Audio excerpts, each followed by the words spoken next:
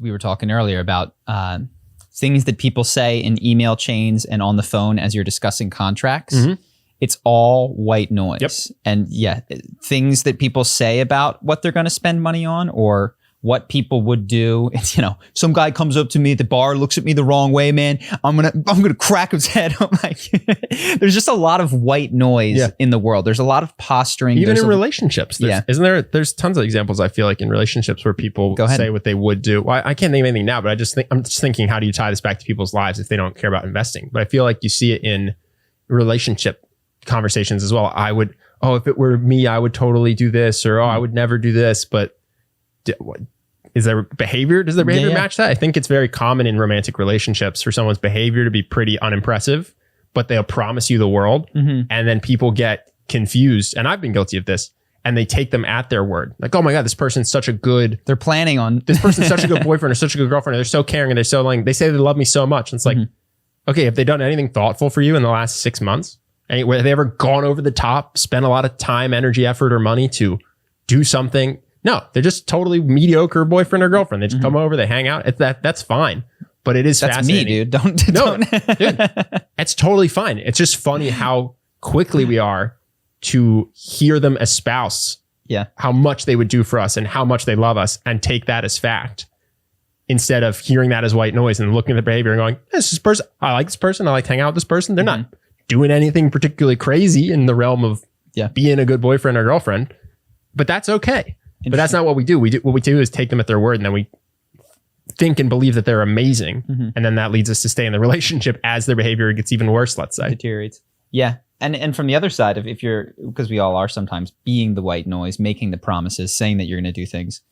This is the same point that we make about honesty. It's not as beneficial to be the white noise as you might think it is, to be the Bill Ackmans.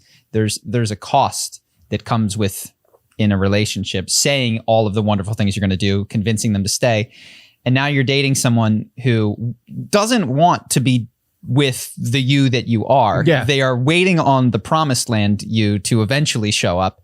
And it's just not worth it. And that's why when relationships, I talk about leading with your most average foot forward, because like, this is what you can count on reliably. This is like, I'm not going to dress up for our first date because I'm never going to dress up for any subsequent dates. And it's going to be at like a cool, comfortable place nearby because I am not leaving 15 minutes of my house with rare exception. And I think that's the right strategy to not. Well, I agree. I mean, that's my strategy. It's like, if we're going to go to, let's say it's our first dinner date, we're 1 month in, we've hooked up a couple times. This is like the impress me period. I'm going to wherever I think we're going to go if we're together for 3 years. Mm-hmm. I'm not trying to take you to Nobu so that you think I'm the kind of guy that's going to take you to Nobu all the time, just so I can disappoint you by taking you to the place down the street. Let's just start down the street. And if that's cool, makes you happy, cool, because that's what I can do. This is what I can reliably deliver. Yeah, this is what you can count on. Every couple, however long, we'll go to this place down the street. Did you watch the Jim Cramer thing at all? That could mean a lot of the 2006, where he was on some web show talking about working at a hedge fund and how he would engage in Ackman-like behavior. I have seen glimpses of it, but I never sat down and watched the whole thing. All right, we don't need to talk about it all. It was interesting that he has sort of a mentality that I do still, and he just illustrated how dumb it is, because he says at one point, or at least illustrates with his behavior, that he's not on television, he's on like a web show, so he can let the guard down and sort of be more candid about manipulating stocks and what you say to drive the price down and buy at the bottom. Stuff that would not be well received. Yeah, he's pretty aggressive in that. He straight up says that he can manipulate the stock price. And he could do it legally. Yeah. And I think about that. There's times where we're doing questions and somebody asks a question like, it's Patreon. Fuck it. And it's just, I told you that's not a good policy. Yeah. Well, I mean, I know that that's not a good policy, but it was just funny to watch a mirror of myself go, screw it. This is a web thing. And I'm just going to let it rip. But also the thought with that is,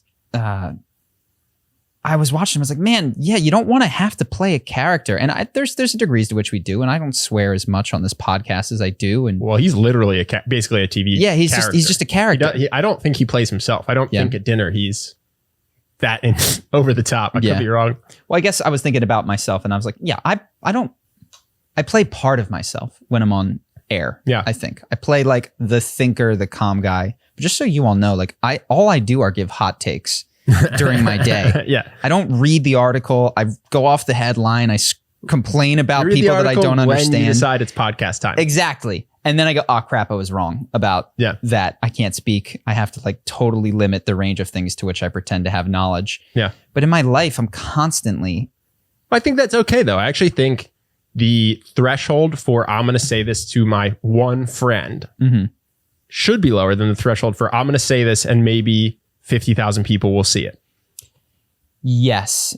And I think this is one of the things that for instance, I do think it's good that we try not to hot take. I think we have a bit of a responsibility to come out and say, okay, I did read the full Mark Cuban AMA instead of just coming here and say, and I had a thought about Mark Cuban. I'm going to blast him for no reason because I'm wrong. Sure. And if I was on Joe Rogan, I would be even more buttoned up in my... Well, yeah, because you're going to get to 1,000 times the amount of people. Exactly. So I think that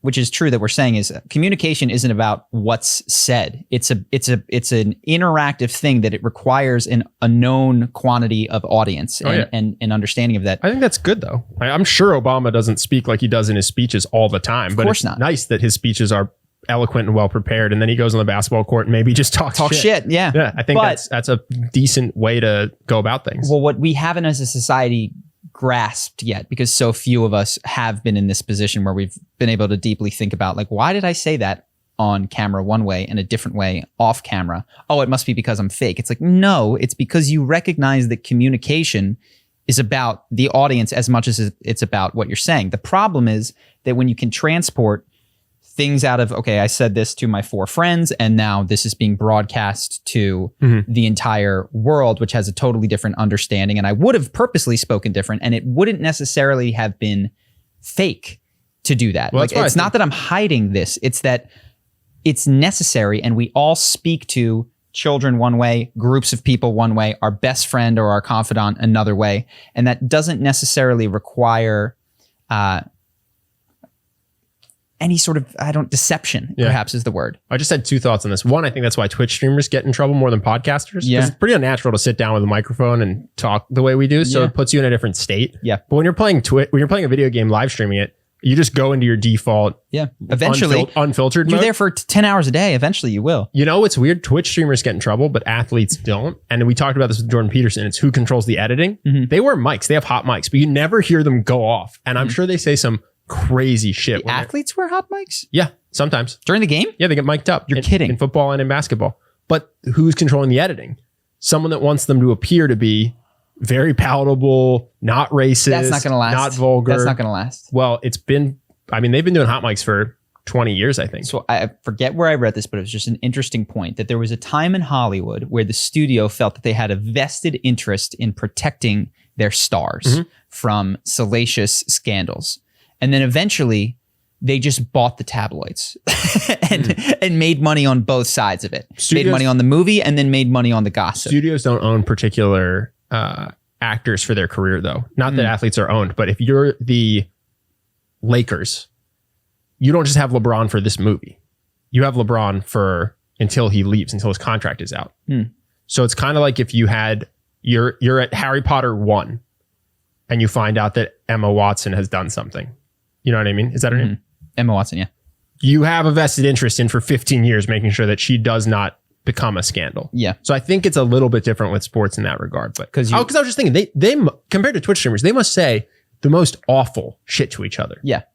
Undoubtedly. This is what athletes do. If it's anything like my experience in sports, it's the worst. It's worse than anything being said on podcasts, but it never leaks. Even when there's a mic, you just hear the wholesome stuff. So it's an interesting question as to why that is, because I think that your hypothesis of it's just as bad, if not worse, than whatever is said on podcasts. Athletes have this, we've mentioned this, have been weirdly exempted from the Me Too movement. There's a handful of cases, but they quickly disappear, and not that they oughtn't disappear. Maybe the Cristiano Ronaldo had no merit and the Conor McGregor one had no merit. No, but you're just saying comedians get destroyed. If someone tweeted, some of the, or message some of the things that have leaked that J.R. Smith, that J.R. Smith had messaged about, you're trying to get the pipe. Yeah. You could imagine it being received worse if it weren't J.R. Smith. That's Crystalia. That's the allegation against him. It is interesting that industry has been insulated from that. Yeah. And if people want an even spicier one, I mean, there's athletes who have just on camera beaten their significant others, and they still get to go back and be pro athletes at some point. Mm-hmm. So yeah, they get more of a pass. Interesting. Hope that you guys enjoyed that clip. If you want to see more like this and have us do more podcasts, we are 100% funded by our generous patrons. And if you'd like to contribute, there's a link in the description, and we'll have one pop up on the screen right here so that we can do more podcasts where we have fun conversations and hopefully some deep ones like this. Either way, hope that you enjoyed the video, and I will see you in the next one.